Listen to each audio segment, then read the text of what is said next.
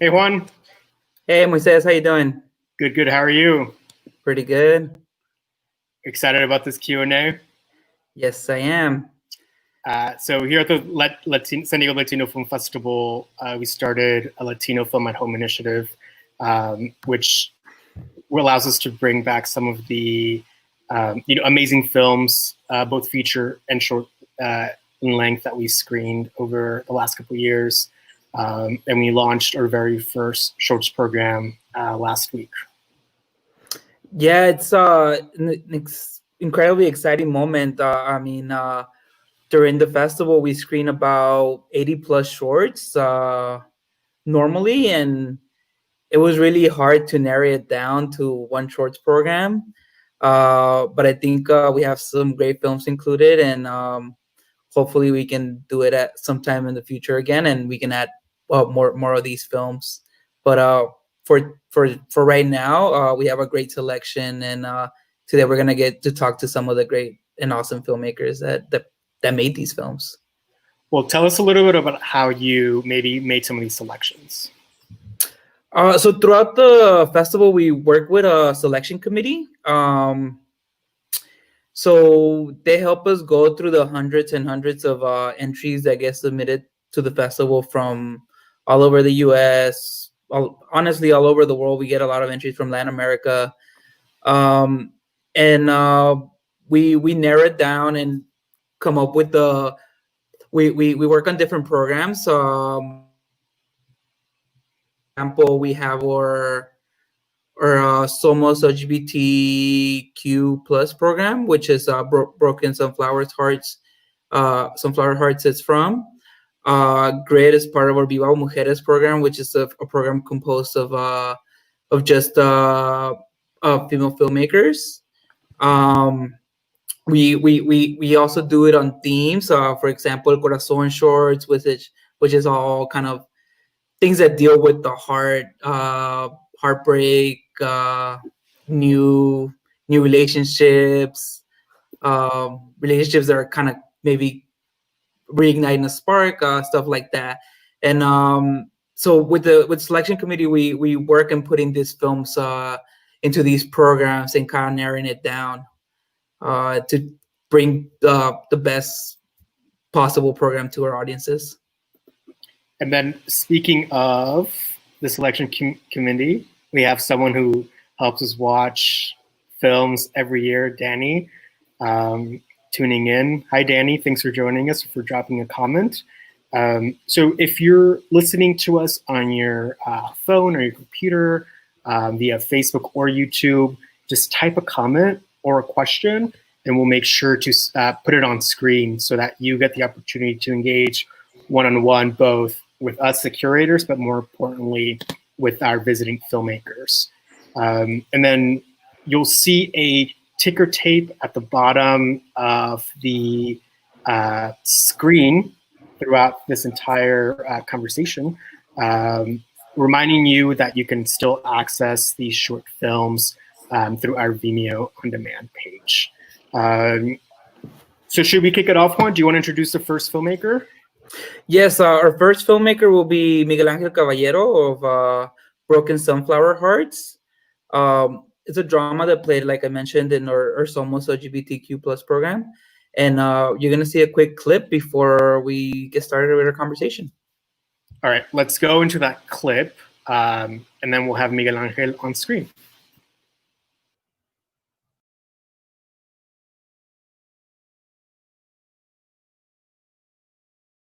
I told you I just needed some more time. We promised Nydia we would take care of Luna if anything happened to her. You promised. She was like my sister.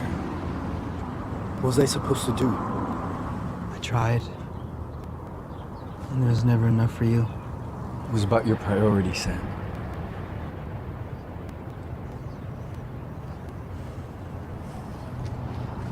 Can I see Luna? Why?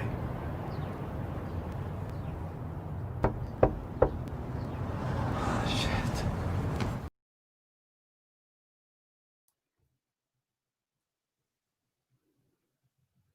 Hi, Miguel Angel. How you doing? Juan, how are you? I'm doing well, thank you. How are you? Pretty good, pretty good. Thank you so much for joining us today. Yeah, it's a pleasure. Thank you for having me.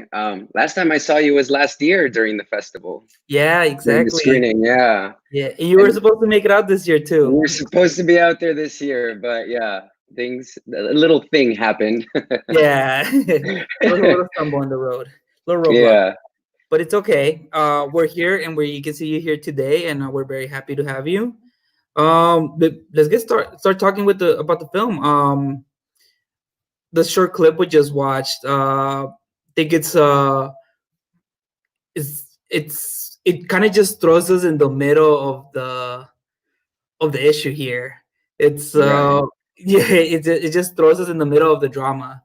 Um, do you want to explain a little bit about your short for those who haven't seen it? Sure, yeah.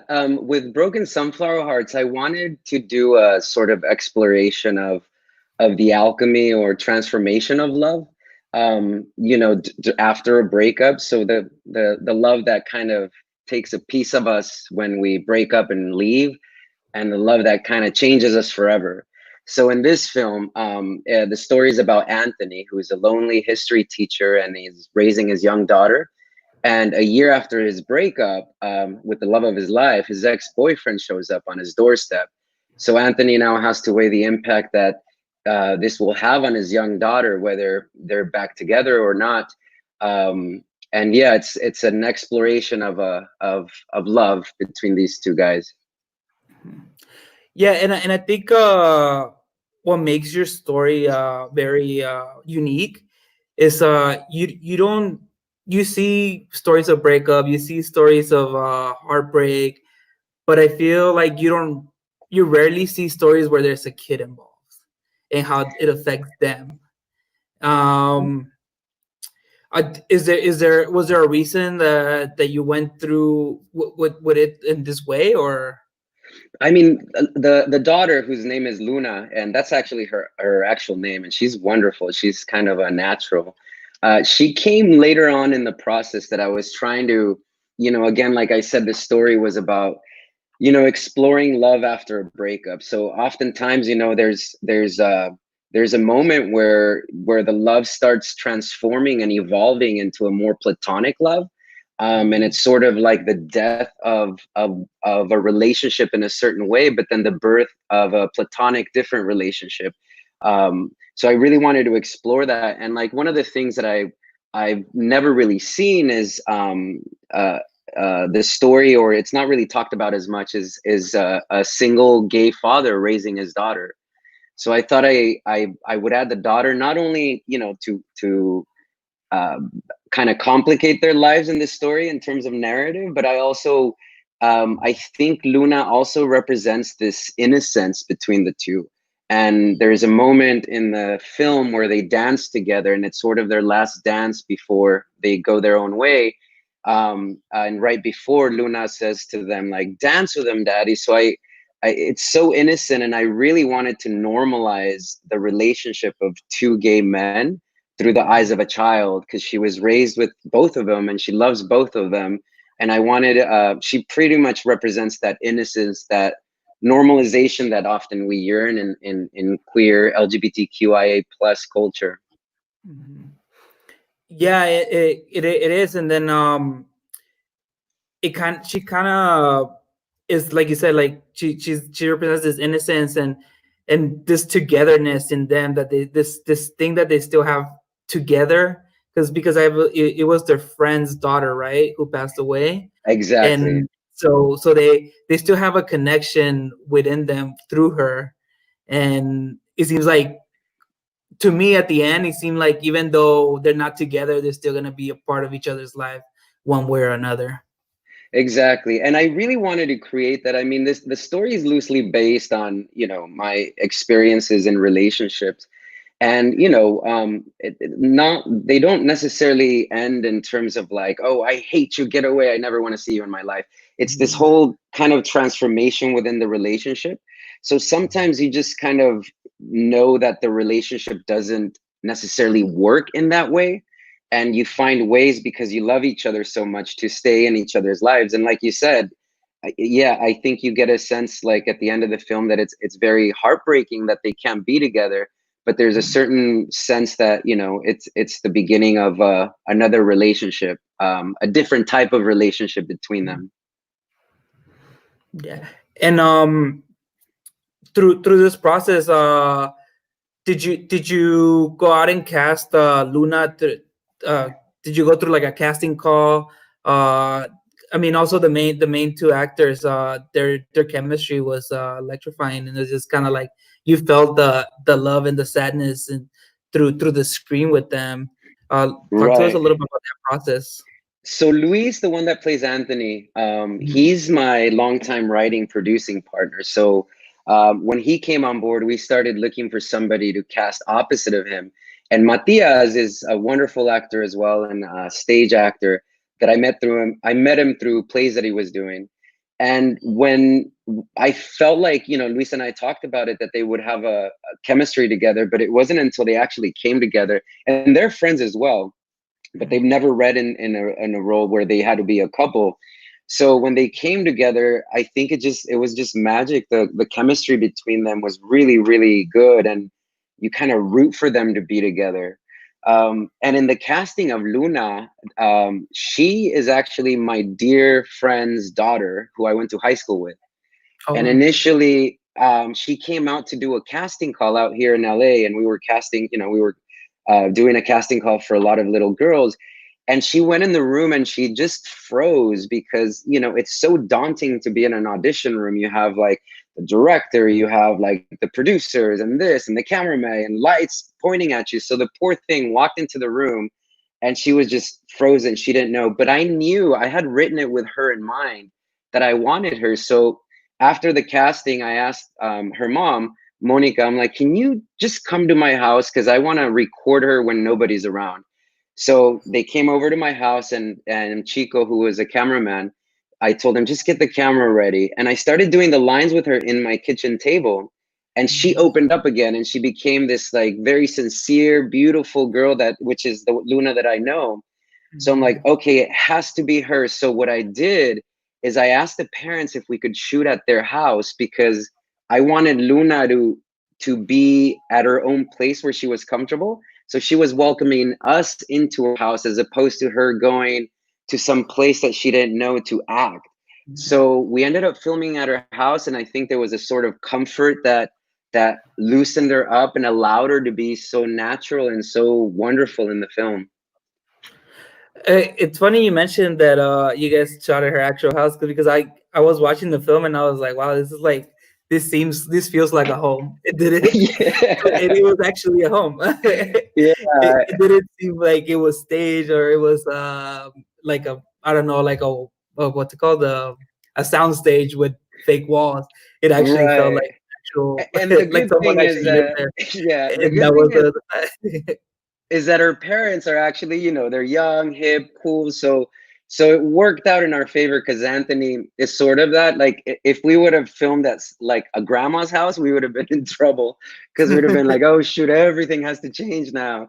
But yeah, it really worked out, and they were so gracious, Rolando and Monica, that yeah, we filmed there for 3 days, and yeah, it just worked. We were also on a very low budget.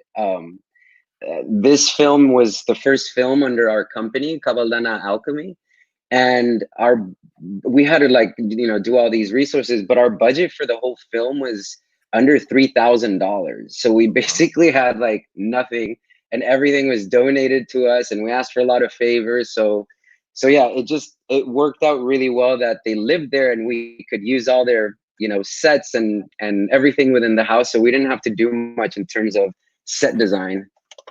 Yeah, it seems like the saying, it takes a village to raise a kid. It really applied to your film. Seems like everybody, it was your baby, and everybody helped you. We have a question here from Marlene Lleva. Thank you so much for joining us. It says, who are your biggest inspirations as a filmmaker? Hi, Marlene. I don't necessarily, now as an adult, I have a lot of people who I really admire. But growing up, I think I was just inspired by the act of being or creating movies.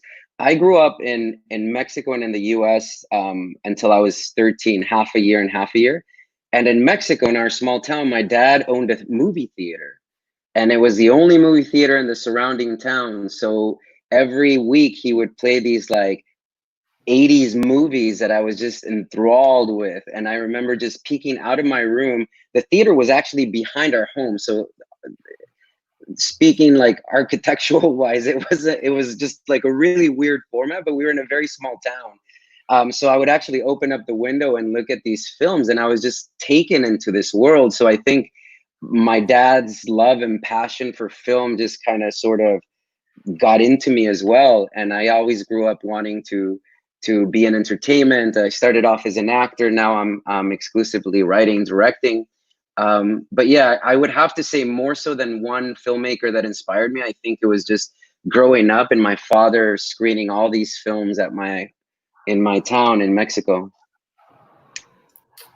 And speaking of, you say that you just do exclusively write and direct now. How long have you been doing that now?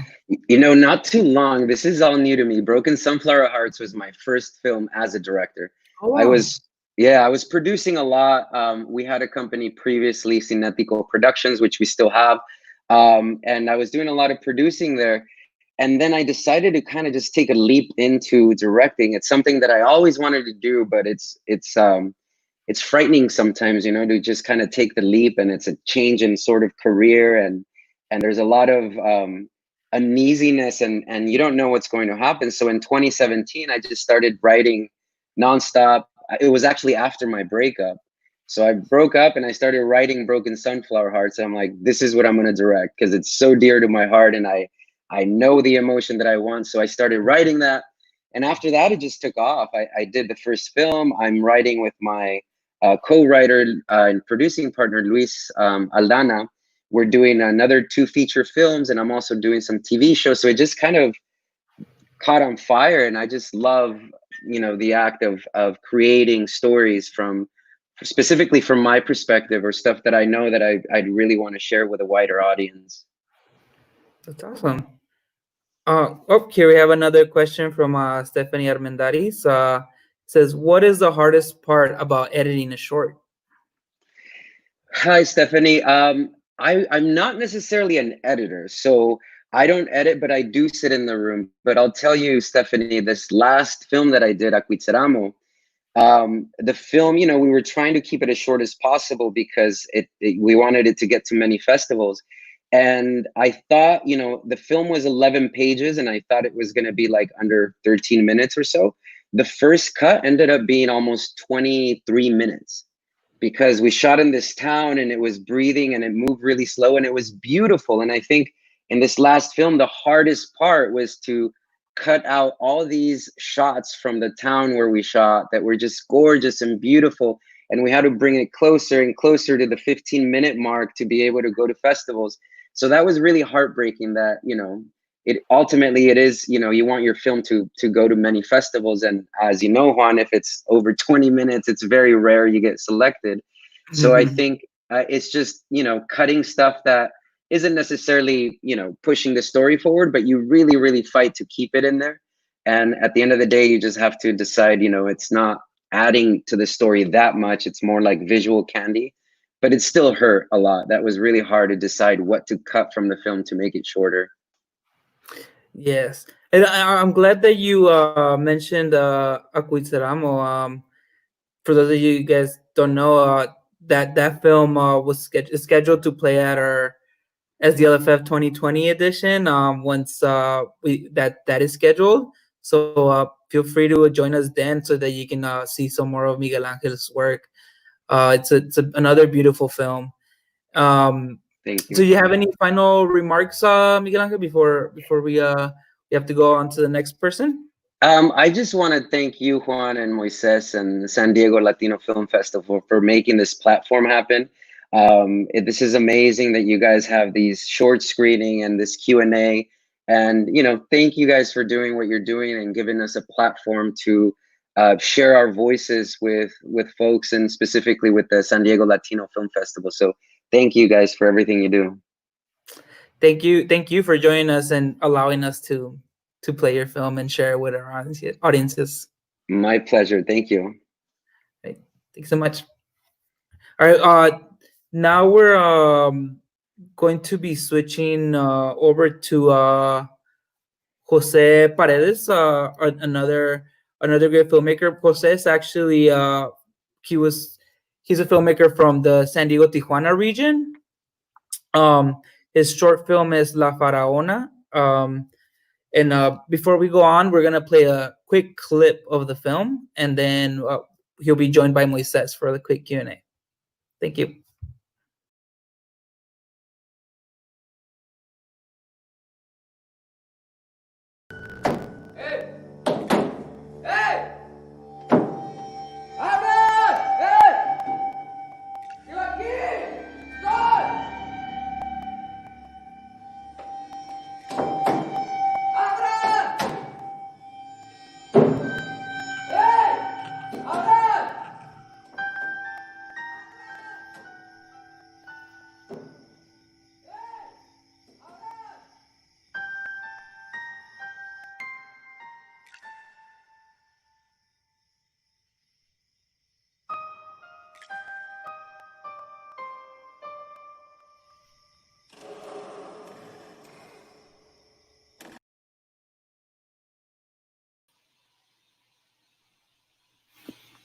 Hi, Jose.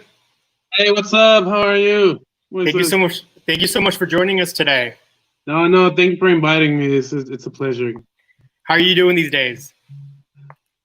Well, hanging in there, it's doing the best we can, staying safe, staying indoors the most we can, and well, just pretty much hanging in there. It's my birthday on Friday, so I'm not gonna be able to do much, but still happy to be. Happy early birthday. Thanks, man. Thanks. Appreciate it. Have you found these challenging times to be creative? Yes. Very creative. I mean, I haven't been able to write anything or direct anything, but I have been able to just ideas in my head, because before I actually sit down and write something, you have to go through my head over and over and over again. So I have some ideas, and I was able to upload other projects I made back in when I was younger. 2012, I did a feature film called Buenos Tiempos, Good Times, and I was able to upload it because I didn't have time to do it. I get busy, somewhat busy. You should release a box set DVD of all your older films. I know. That's the next step. That is the next step. You and I met after you filmed your movie Amir, which also played at the San Diego Latino Film Festival, and I was really excited to watch La Faraona, the short film we'll be talking about today. Stylistically, the films operate on such different levels. So I'm wondering about creating an atmosphere and aesthetics. Like, what sort of headspace were you in when you went to direct La Faraona? Well, it's a movie very different from Amir. It was so different. I was entering the. Thanks, Ethan. Happy birthday. Yeah. So it was a very. I mean, it's a movie that really dependent on atmosphere, on being creepy, kind of scary. Not so much with jump scares, when something comes up that nothing like that. More of making the atmosphere of the whole short, making it unsettling and scary. So I just went and watched a lot of movies that inspired me in that sense, because I like horror films. I've never done many horror films or anything, but this time when I decided to do it, I watched a lot of horror movies before making this short film to get inspiration, to get the feeling, getting on the mindset. Besides, once you go to the location, we shot at a high school, at my old high school. Once you get there, and considering what the subject is about, it's mean, it's all there. You know, you just need to highlight it. And me and my team, my photographer Ivan, all of us, we work together to highlight it and pump it up and make it visible for the audience while watching this short. You know, I was unfamiliar with this myth of La Faraona, this dancer. Can you talk a little bit about its origins and what appealed to you about this particular story? Yes, La Faraona, that's the nickname they gave to this dancer back in the day. In the late 20s, early 30s, there was a casino, Agua Caliente. There was like a whole tourist section, right? So there was the casino, and there was this dancer who was supposedly murdered by this rich gentleman due to some hidden treasures. That's why he killed her. Now there are very different. There were very different stories, very different versions of this story. So I just decided to. So when I wanted to tell the story, I just wanted to be, weirdly enough, instead of being more specific, I wanted to be as vague as possible. Just use the general outlines that are all of the versions, and just put it in the short. But well, back to the origins. I mean, there was a casino over there. Then in 1947, I believe, 48. It turned into a high school. Of all things, that casino was torn down and turned into a high school. I went to that high school. And where you went? Yeah, and there's some sections that still show, you know, part of the casino, right? Including this huge tower called Minarete at the back of it. And legend has it that at night, you know, you can hear the spirit of this dancer, and some people claim they saw it, some people claim they hear something, and it's just this weird story. So, but for me, the biggest, one of the biggest inspirations, it's, I mean, of all things, I mean, how a casino gets turned into a school. It's just, to me, it was just weird. So it was important for me to highlight it. And right at the beginning of the short, it tells the story. The vague matter, which I mentioned, was that was the point. But even in that narration, I left it at the end. You know, it reopened, but not as a casino, kind of like highlighting, you know, that, you know, you would think he would reopen as a casino once it closed down, or something similar, a business. But then later on the short, you realize it's a school. So it was just weird to me, you know. I mean, yeah. How that happened. I mean, I don't know how the conversation went, but it was very interesting to me. Great. So I don't want to let a question go that just came through our chat here, so I'm going to display it on screen from Juan Carlos Duran. Speaking of scary movies, I guess you mentioned you like them. Why do you like scary movies in particular? I like any sort of film that causes you an emotion, an extreme emotion. I mean, I like dramas. I like comedies that make me laugh a lot. I mean, everything that creates, you know, emotions on me, that causes something, causes an impact. It's just important to me. And I'm not like a one genre guy. I don't like only to make scary movies or only comedies. Or I like to go all the way. So with scary movie, when I was making this movie, which was I mean, I wouldn't call it horror, but it was a suspenseful movie. I just like to cause that sensation. I like to work. I mean, that's part of what I like about making movies. I like to work. I like to work creatively to cause that effect on audience members. I mean, with Amir, the feature I made, there were people who were anxious about it, about the dilemma of the character, and when I see that in the audience, I'm very happy because I work for it. So what I like about scary movies is just causing that feeling on an audience through your idea, through your version, through your vision, and put it on screen. Is just something that really that I really love to do.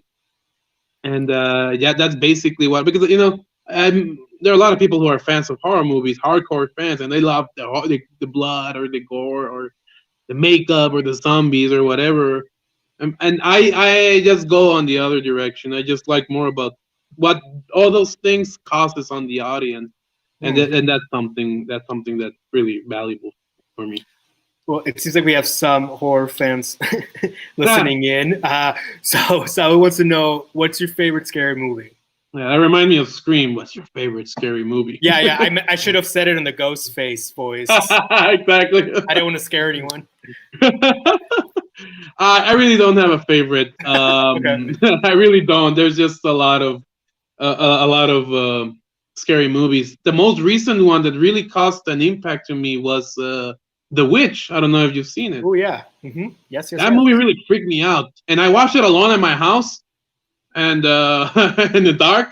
I was like, no. "Good Lord, man!"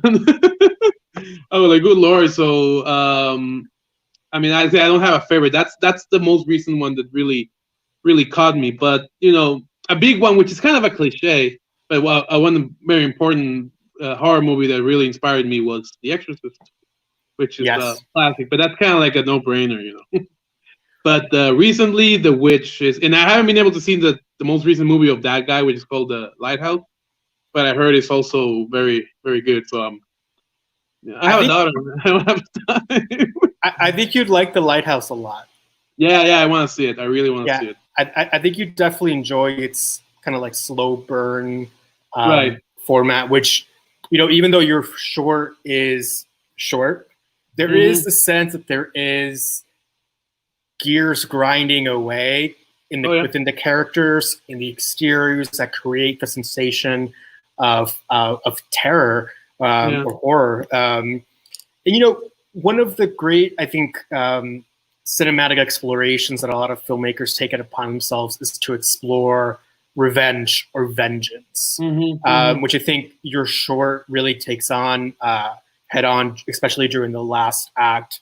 Tell me about how you formulated your approach to this theme that has been explored by so many filmmakers. Right. Yeah, that's also part of a challenge, because I mean, it's a big challenge to make something extremely original, but it's also a big challenge to take something familiar and give it a different spin.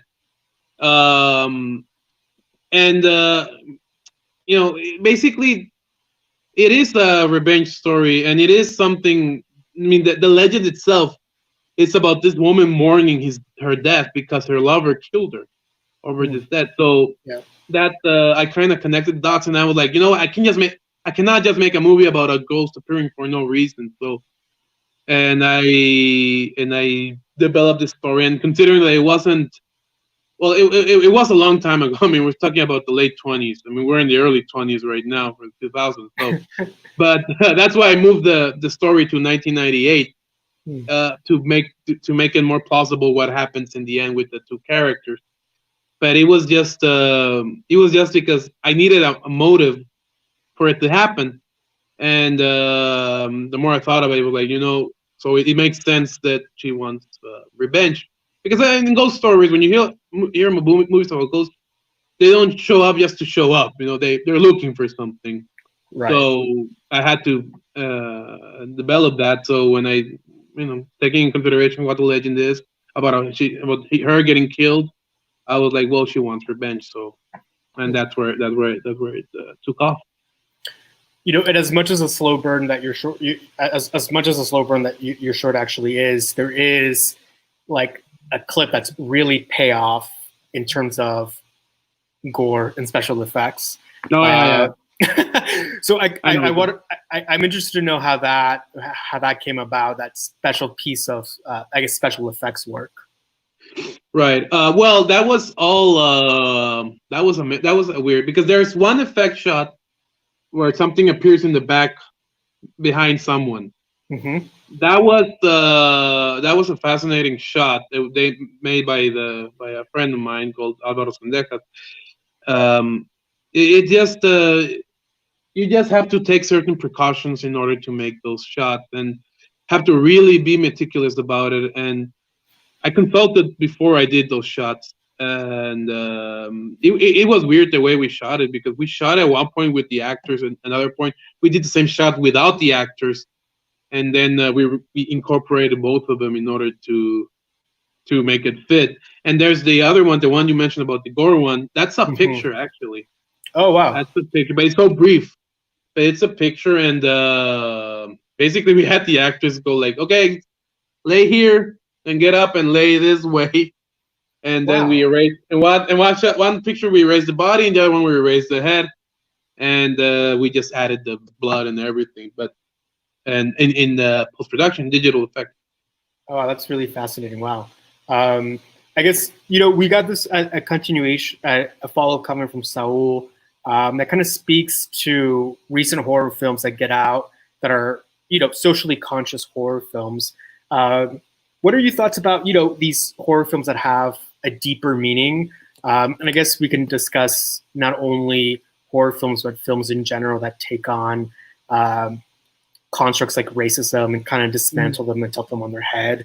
And are part of this genre discussion. Right. Well, those are the best ones, I think. Yeah. Those are the best ones. And, I didn't mention Get Out because The Witch, I saw it afterwards. But Get Out also blew my mind. Yeah. And it was funny because I was at the San Diego Latino Film Festival at the initiation party back in 2017. And after there, we went to see the movie. Really? And I came out, I was driving home, and I was just quiet the whole time. Because it's a movie, like you said, that hits on different levels on you. You know, it's not just horror, it's not just blood, it's not just guts. It's everything. I mean, it's the social content of it, the criticism it makes. And at the same time, it's funny, which is, to me, is just a stroke of genius. I mean, people will probably kill me, but that movie deserved the Oscar instead of Shape of Water, if you ask me. But whatever. Oh, really? Yeah, I love Guillermo del Toro. I like him, but no, this Get Out was a movie that was something. I mean, Saul, you got me on that one, man. That was an awesome movie. Tell us a little bit about what you're working on, what you're working on now, or what you're working on next. When this this quarantine is over and we're able to get back to some semblance of normal, what are your next projects? Well, I was working on another feature film. Okay. And we were shooting, and we shot like a big portion. Most of it we already shot it. Oh, wow. But we needed the most logistical, complicated scenes with more extras and stuff. Those scenes are the ones that we didn't get to shoot for now. So basically, we're just waiting. I mean, the actors, producers were like, come on. Hurry up, give us the green light, man. Because we were on a roll, man. We were shooting every day. We were doing it, and all of a sudden we all went down. But it's a feature film, and it's more it's about TJ, because clearly both in Amir and Faraona, I love TJ. I love talking about TJ, its legends or whatever. So it's very related to that. So, and hopefully we'll be there and in San Diego Latino 2022, 21st. Not 2021. I don't think I'll have it ready by then. I really don't think I'll have it ready by then. With all this, with everything that's going on, most likely 2022. Okay, well, we're waiting, and we can't wait, really. Jose, you're such a talented filmmaker, and we're so proud of you here at the festival. And you're doing your part to put the Tijuana film scene on the map, and we're so appreciative for your support of the festival, and we're here with anything that you need. Do you have any last comments you'd like to make?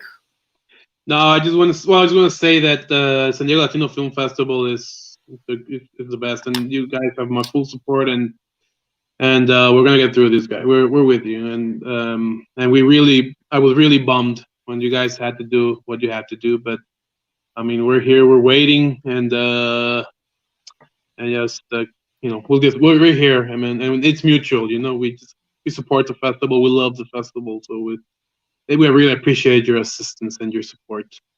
Yeah, we'll get through it together, and we'll support each other along the way. That's what matters the most. Yes, right. Sir. Thanks so much, Jose.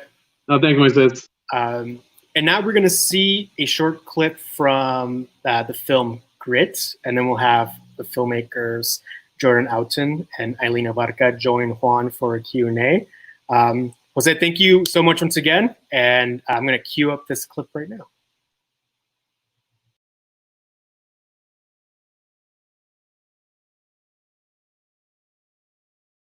Okay, enough about me. Did you guys see Sarah? She's like ready to pop, right? Yeah, she looks very uncomfortable. So magical. Oh, and my friend Abby's gonna be here. We're like 2 weeks apart. Can you say arranged marriage? Arranged marriage. So many babies. Oh, have you guys met my doula? She is like so awesome. I didn't know you got a doula. Oh, you have to get one. You have to? Oh, you have to. You have to. Yeah, she's like the West Side doula. I feel so lucky that I got her. Jessica, Frankie, meet my doula, Jude Avud. I'm sorry, did you say Judah Vood? A tree gave me that name on my 18th birthday. My goodness. Okay. Hi.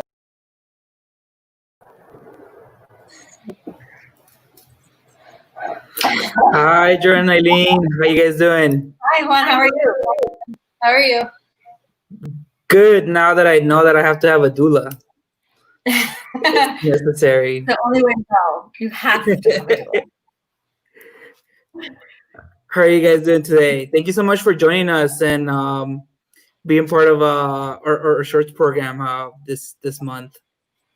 Oh, yeah. We were so excited to hear that you guys were putting this together, and it's just another opportunity to, show the work and continue to be part of the community. Yeah. Thank you for having me. Are you guys holding it together with all this that's going on? Have you guys done any other Q&As for any other projects you have worked on or working on anything special? Yeah, I did a stage reading via Zoom, just of a pilot that I'd written just to hear it out loud, and that was really fun. Yeah, so not like in a public way, but just, it's always great to have actors reading the work, and so that's the gist of it. But lots of Zoom calls with friends and family these days. And Jordan, it's nice to actually see you. I missed you. I was in your life. I know, this is the only time that we've actually been able to connect on some visual or physical level. So yeah, it's really nice to be able to see Eileen as well, interestingly enough. So, and yeah, I've actually been socially distancing, but surfing. So I went up north and then I went south, and then now I'm surfing a little bit here to, let loose and get away. But I'm 100% like in the water surfing, and then I'm out.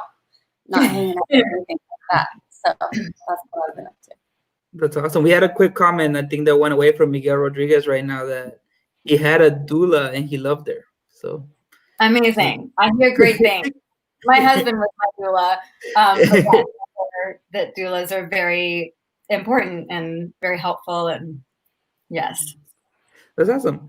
Okay, let's get started talking about the film.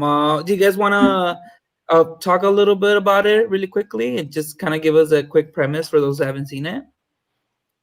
Yeah, sure. I can start if you want, Jordan. I just it's a short film that follows a character, Frankie Flores, as she embarks on her 40th birthday, coming to realize that she has been diagnosed with an infertility issue, and so she sets out in a very specific way to get pregnant. She's single.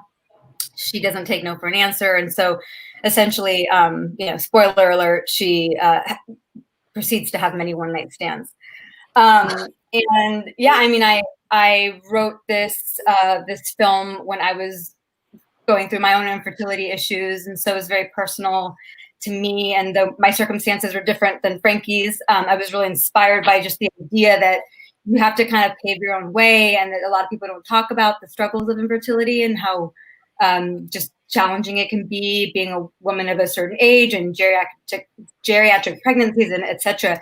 So anyway, I really wanted to make this film, and I had not directed a scripted project, only a documentary. And I'd worked with Jordan before, and she's an excellent producer and director. So I asked her if she wanted to be part of it. So we directed it together, and she produced the film. And I really, for me, took it as an opportunity to really learn from Jordan as a director, because we worked together as actor and she was director. And I love working with her, and I knew she would be a great mentor and, really be very supportive, and then I would actually learn.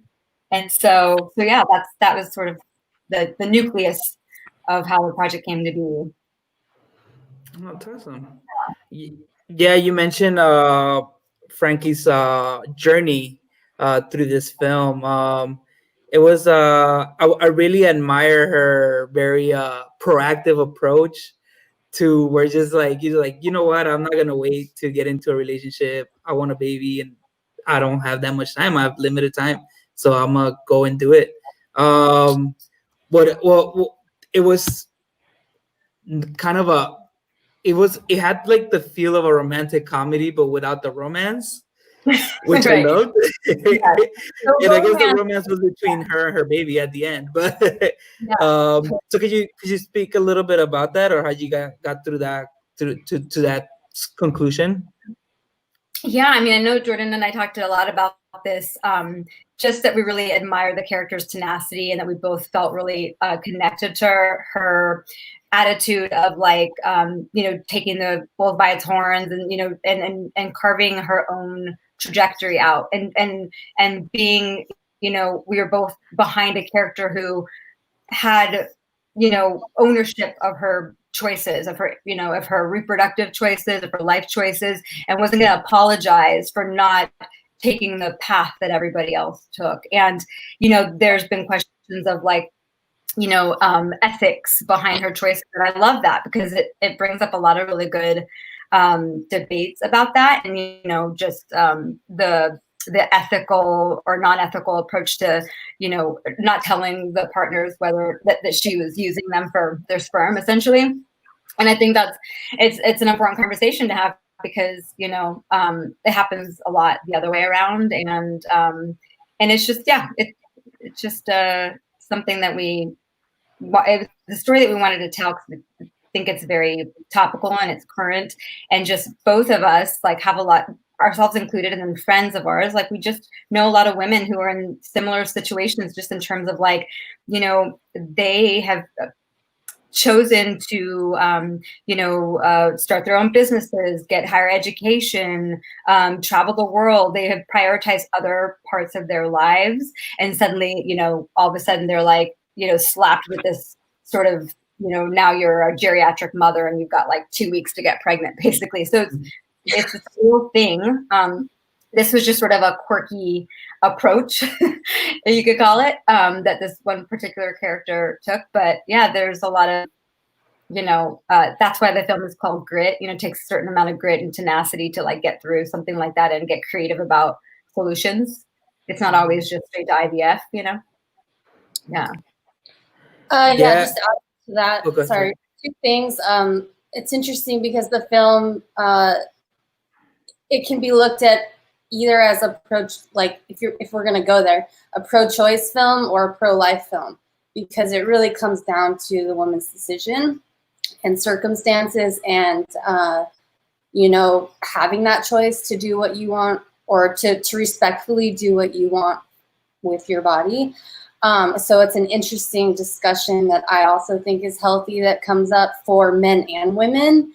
And it's interesting because I believe that every woman can relate to Frankie, whether she is a mother, not a mother, independent, a stay-at-home mom, or whatever the case may be. Frankie lives in all of us to some extent, which is very meaningful as a film, I believe. And secondly, we definitely shot it in a way where we wanted to hone in on Frankie's perspective. How does Frankie see the world? How do we view Frankie? How does she resemble, a woman, so to speak?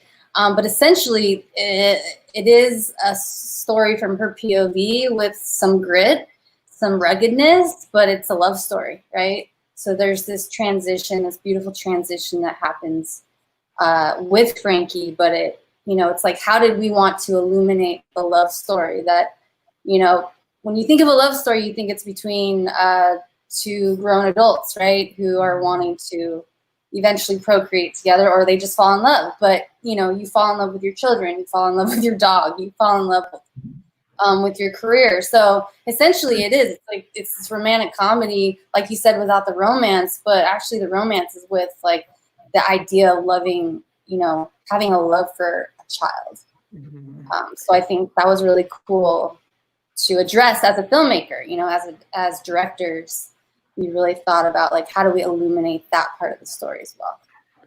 Yeah, and I think I really like that scene where you kind of show that her love, not directly, but the love that like a kind of like a foreshadowing the love that she was gonna have when she's given that baby and she has to hold it and she's kind of looking at it like, I don't know how to hold it.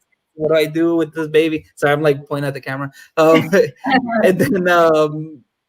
then as the seconds or the moments pass by, she's like really enjoying her time with this baby, and I think that in what I saw, that kind of helped her decision. I'm like, okay, I'm gonna do this and try to have a baby. But to me, it was also like a foreshadowing of like the love that she was gonna have in the future for her child.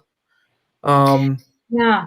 And you know, it's important too that scene was so pivotal because it was a decision point for her to decide that yes, I am going to do this. Prior to that moment, she had a little bit of a FU attitude about like, you can't tell me that I can't do this, so I'm going to do it. But that wasn't enough, you know. And so it's like we wanted to show like the logic of it, you know. On paper, maybe it's not a logical next step, you know. She's like not in a great job, she's single, she's like figuring out her life, it's not the perfect time, but these things are visceral. And so that moment we really wanted to capture in like, we wanted it to be a falling in love scene. And when she fell in love, when she had that moment of like, you can't go back, you know.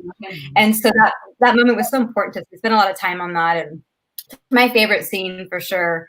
My favorite memories, you know, of shooting that. And so, yeah, I think that's another important part of it too, because some of these decisions, you know, you're taking a big leap of faith, making it. We didn't want to say that making the decision to become a mother is a light decision and just on a whim. She's just sort of like, you know, lighthearted character who's just like, sure, I'll do it. It comes with a lot of responsibility, but we did want to show that it's in your heart, it's visceral, it's emotional, it's soulful, and there's just no turning back.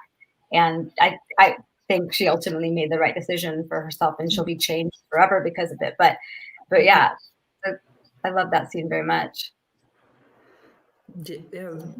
I think you mentioned earlier also that like you said, these stories of like geriatric pregnancies, I don't know if I'm saying it right, are not being told much, and you know, and I think that's one of the important things about independent film and short films.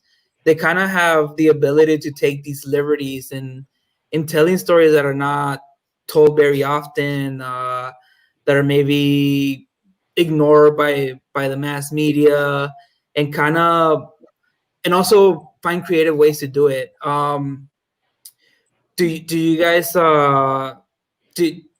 is there another reason, or like what you guys did this film, or like or something else that's special about this film that you feel?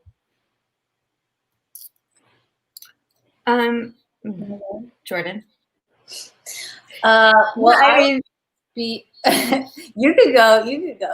I mean, I have something I can add, but you can go. I mean, you wrote it, so. Yeah. I mean, you know, like I said earlier, I think for me it was sort of cathartic to, even though again the circumstances weren't exactly, you know, Frankie was like the words that Frankie speaks. She's the version of me that says everything that I wanted to say much of the time, but didn't. You know, when I was struggling and having a hard time and going to baby showers and being like, you know, it's hard when you're in the middle of it. And so frankly, it was really cathartic for me because she got to like speak for me a lot of the time, you know, and because that's just the kind of brash character she is. So for me, part of it was, you know, it was very like just selfish and, you know, a good release creatively for me to create it. But then as, you know, we started developing it together thematically with Jordan and talking more and more, we just, you know, it got bigger and bigger, the world that we were creating. And like you say, Juan, it's like, you know, you don't always get to hear these stories in the mainstream way. And like you say, like how many romantic comedies have we seen but one that doesn't have love at the center of it in the traditional way is, I think, refreshing. So that was part of the reason, why we wanted to make it. And yeah, so that's all I got for now. I'll quickly add on to that. When I read the script, and I know Eileen, so I know her personally, obviously, but the script itself, standalone, all the stories that I strive to tell are related to the human condition and stories that are something that we can all relate to, that somebody's going through. And so I felt like it was a very meaningful, impactful, in a positive way story to tell, and it was important to tell it. So on top of everything else, I had to be a part of it. Awesome, thank you. I think we had a question that appeared for a second. Oh, here it goes. Marlene Lleva says, what are some of the challenges that independent filmmakers face when making their movies? Money. Raise the budget. Yeah, I mean, self-funding it or crowdfunding, however you do it, it's very making movies, even on the shoestring budget, is still expensive. And I think we did manage to do, I think, a great job. Jordan really pulled it together. We did the shoot in 2 days, and we made it work, and I'm really proud of it. But that's just the first, to me, major challenge.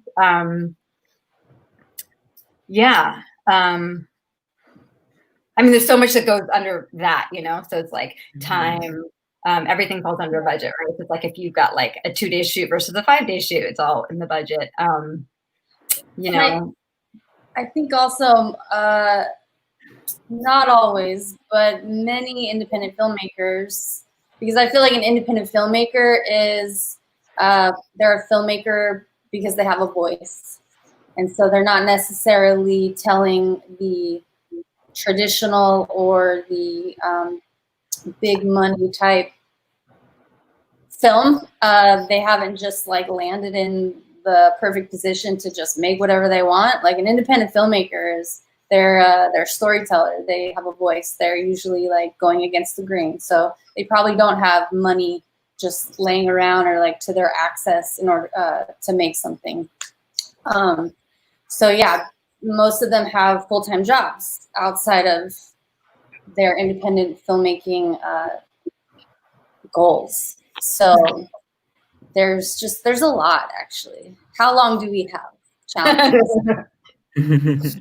What's beautiful about our film, our short film, though, is we crowdfunded. So, which took a lot of time and took a lot of strategy. And trust me, I think just by default, Eileen and I are crowdfunding experts. We don't really share that much because, again, like, how much time do you have? No, just kidding. But what it did was it was crowdsourcing. So it brought all of these people together as a whole. It became a movement. It wasn't just like, hey, I'm raising money for this film I think is really important to be out there in the world. It was like this this activity where people had to be involved, and they wanted to be involved, and they wanted to contribute to making it happen because they wanted to see the story. They could see, it wasn't just about the story, though. It was like, again, bigger picture, like the end result of what kind of positive impact this story can have. So yeah, it was a really, even though it's challenging to not have any money to make a movie, you can do it, and you can actually create like a ripple effect that's a very positive one. So it sounds like you built a community before the film. You're building the community and the audience, and so it's beyond just the funds. And so you see that, really pay off in tenfold when the film is finally finished, and you just feel really proud that you have something to, show and share with the family, essentially family community who has supported you. It's awesome. So, I mean, it's hard, but it's a great way to go. So it's definitely possible. And we used Seed and Spark, and they were really hands-on and helpful and cool. And I have another question from Stephanie Armendariz. What are some pieces of advice you will share with emerging filmmakers?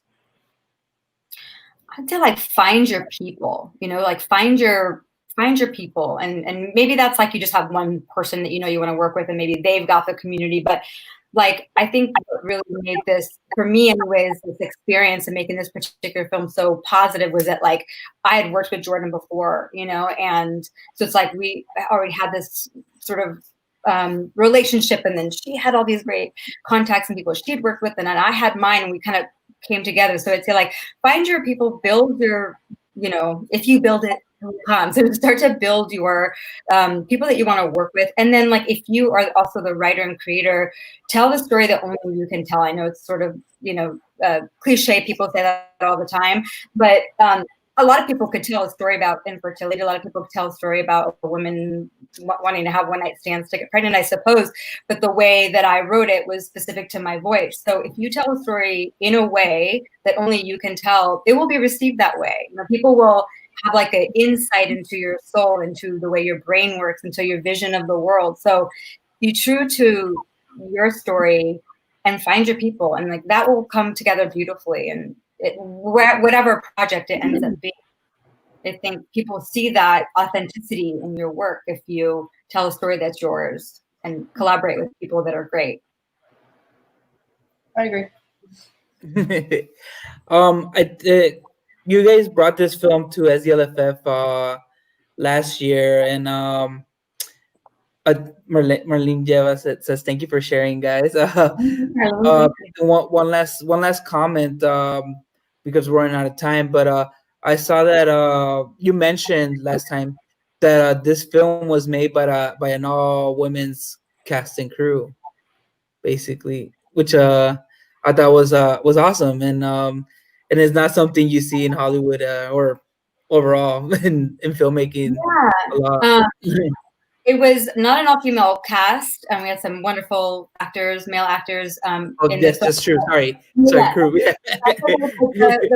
The production crew was all women, and that was the decision that we made together because a couple reasons. One, it's such a female-specific story, and for me as an actor, I had never had the experience, the pleasure of being hired on an all-female crew. It is pretty rare, and so that's the beauty of being able to, when you create your own work, it's your party, you get to invite who you want to, and we just wanted to create a really supportive environment and see what that felt like, and it was awesome. It was the best decision, I think, for that, for this particular project. It was really personal, and again, everybody felt really safe, and yeah, it was just a choice that we made, and really proud of it. I agree. Well, thank you guys so much for joining us today and having your film participate in our program. Do you guys have any final remarks? Anything you'd like to let our audience know before we close out? Well, thank you for having us. You guys are always so supportive of us, and we feel so loved and welcomed. So thank you for having us. And I would just say I'm totally going to be that person and say, like, do what makes you happy. Do what you love. Follow your heart. And if this is it, then, hey, you can do it. I know, I believe in you. So I believe in all of us. Yeah, and that's really beautiful. In these uncertain times, I would say there's a lot of notions going out there about don't feel the pressure now to do all the things that you think you're supposed to be doing. Don't feel pressure to create if that's not where where your heart is. But the flip side of that, like if you're feeling creative and you're feeling like you want to write something or create something that reflects a current scenario, whether it be circumstances or just what's happening in your brain or in your heart, like this is a great time to create, so don't be stifled by it. Don't feel pressure to do it, but if you feel excited and encouraged and creative, like this is a great time to get those juices flowing and to start to write, whatever that looks like. Awesome. Thank you so much. And Eddie says, congrats again on the great film. Eddie's another one of our great filmmakers. We love your film too. Well, thank you, Juan. You've been so awesome and supportive, and we look forward to in person, attending the next Film Festival and continuing our relationship. You've just been so great. Yeah, we hope to have you guys here once again, San Diego. Awesome. Well, stay safe. You too. Thank you so much. Thank you. Jordan, I want to hug you. A virtual hug. Bye. Bye.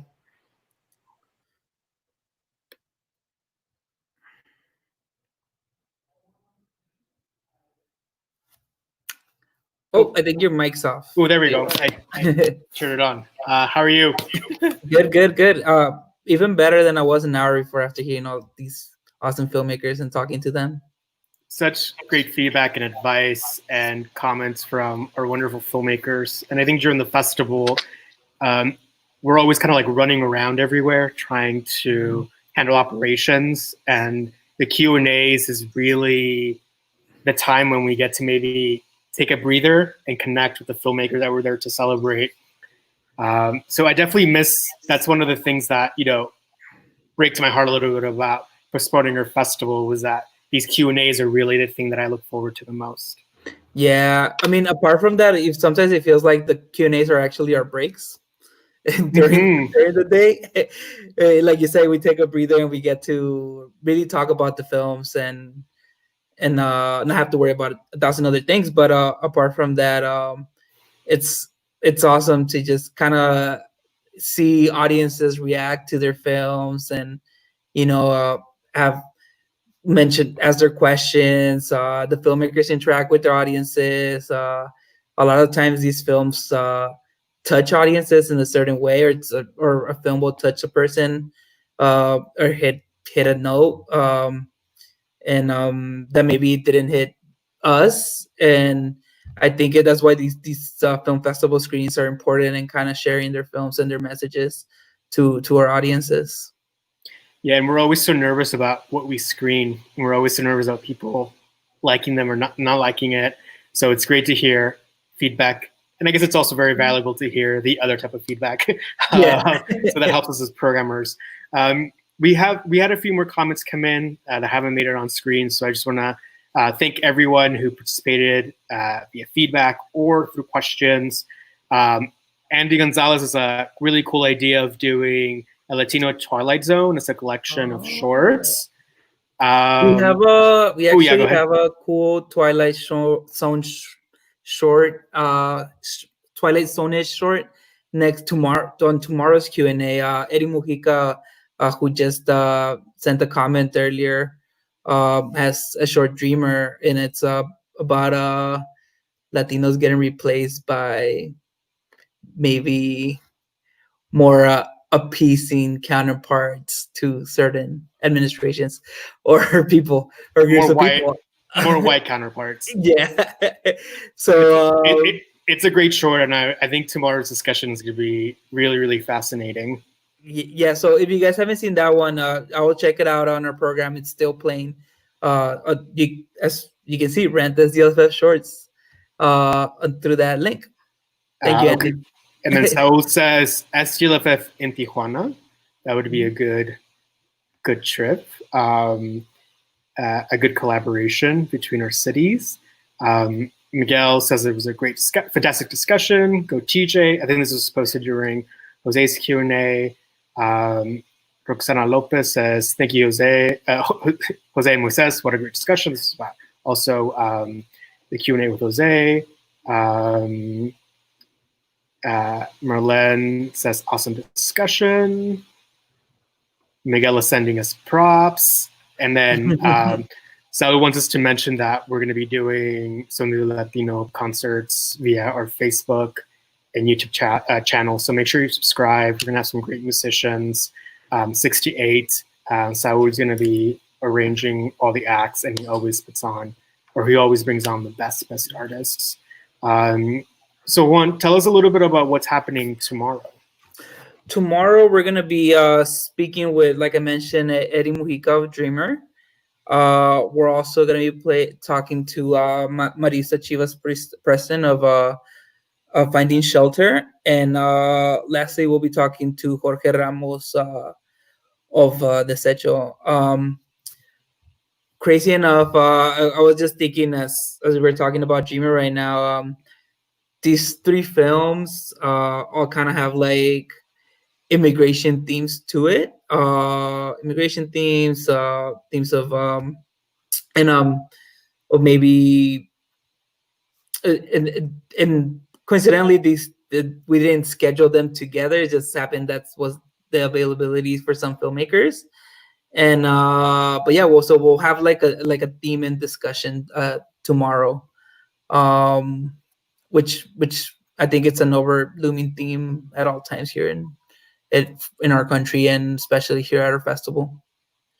Absolutely. It's going to be a really fantastic discussion that will begin again at 6 p.m. Juan and I will be moderating the discussion. So feel free to tune back in, send your comments and your questions. And at the bottom of the screen, you'll see our little ticker that's been promoting the URL to watch these shorts. So please support filmmakers. We are sharing the profits with these filmmakers. So you're not only supporting the festival and our nonprofit, the Media Arts Center San Diego, but you're also supporting the filmmakers directly, and in the process enabling them to continue to create their amazing films. Any more thoughts, Juan, before we sign off? No, thank you so much, everybody, for tuning in, and stay safe out there. We'll hope to see you tomorrow and on Thursday again for Sonido Latino. I think we have a whole week of awesome programming for you guys. Yeah, the festival may not have happened, but we're doing our best to bring the festival home to everyone. Yes. Thank you so much, everybody. We love you guys. Okay. See you tomorrow, everyone.